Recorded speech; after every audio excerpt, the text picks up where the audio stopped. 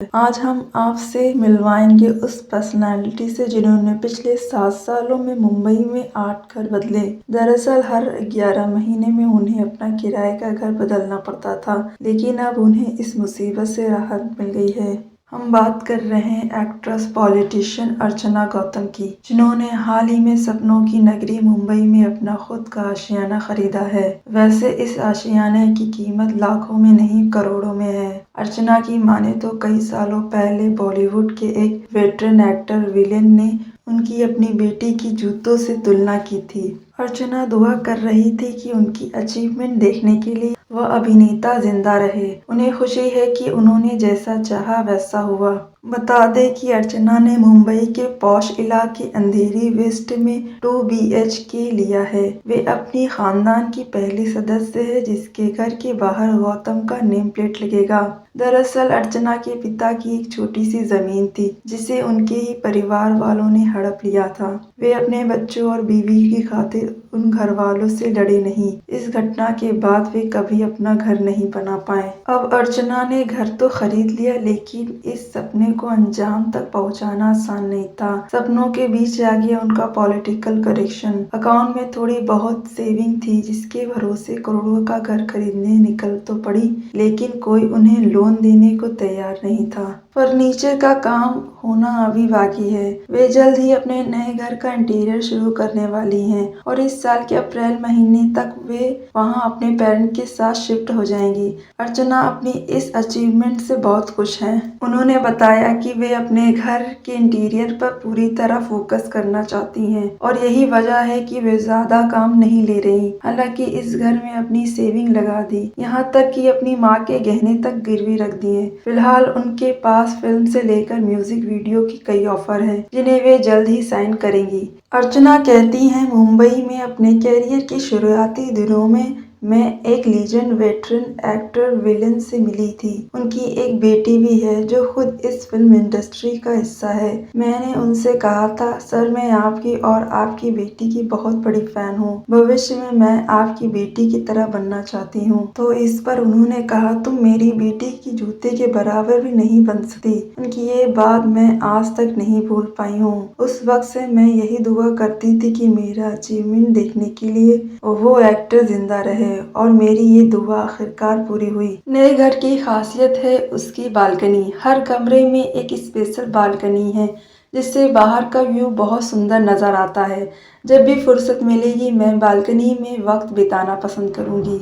मुझे कुकिंग का बहुत शौक है जिसका मैं व्लॉग भी बनाती हूँ। इसी बात को ध्यान में रखकर मैंने अपने इंटीरियर डिजाइनर से कहा कि वे किचन को ऐसा बनाए कि हम शूटिंग में आसानी कर पाएं।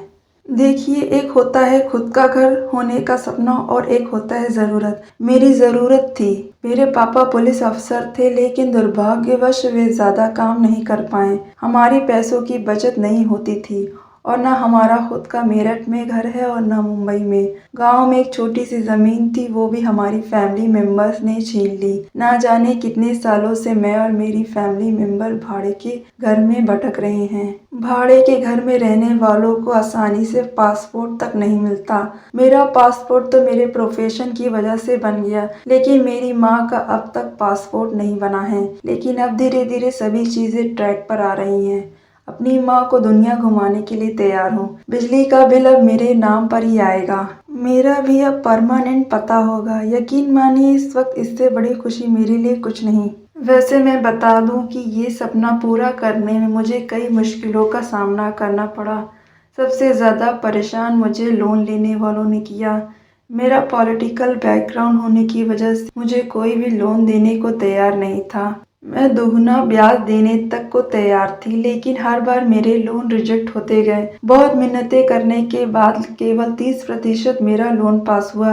मैंने बिग बॉस एंटरटेनमेंट की रात खतरों के खिलाड़ी से आए सभी पैसे इस घर में लगा दिए। इतना ही नहीं, अपनी माँ के गहने भी गिरवी रख दिए। मैंने उनसे वादा किया है कि जल्द ही मैं उनके गहने लौटा दूंगी। मुंबई में मैंने 7 से 8 घर बदले हैं। लॉकडाउन के दौरान जिस घर में रहती थी उसका रेंट होता था 65,000 प्रति महीना उस वक्त काम नहीं था, जिसकी वजह से मैं डिप्रेशन में चली गई थी। मैं इतना घबरा गई कि मैंने उस घर की बालकनी में खड़ी होकर सुसाइड करने की कोशिश भी की। फिर माँ ने मुझे संभाला। आज मेरी ख्वाहिश है उसी घर को खरीदने की जिसमें मैंने कभी सुसाइड करना चाहा था। ये सपना मैं जल्द ही पूरा करूंगी। अर्चना को क्वीन साइज जिंदगी जीना पसंद है और बता दें कि वे किया सोनेट की मालकिन हैं। उन्होंने यह कार 2021 में खरीदी थी। इस कार की कीमत तकरीबन 10 लाख रुपए है। अर्चना गौतम ने खुद को इंडस्ट्री में एक सफल अभिनेत्री के रूप में स्थापित किया है। अपने एक्टिंग करियर के अलावा वह ब्रांड एंडोर्समेंट, मॉडलिंग और अन्य कार्यक्रमों से पैसा कमाती हैं। बिग बॉस 16 के घर में सबसे लोकप्रिय प्रतियोगियों में से एक रहीं। इस शो के लिए वे प्रति सप्ताह 3 लाख रुपए तक चार्ज करती थीं।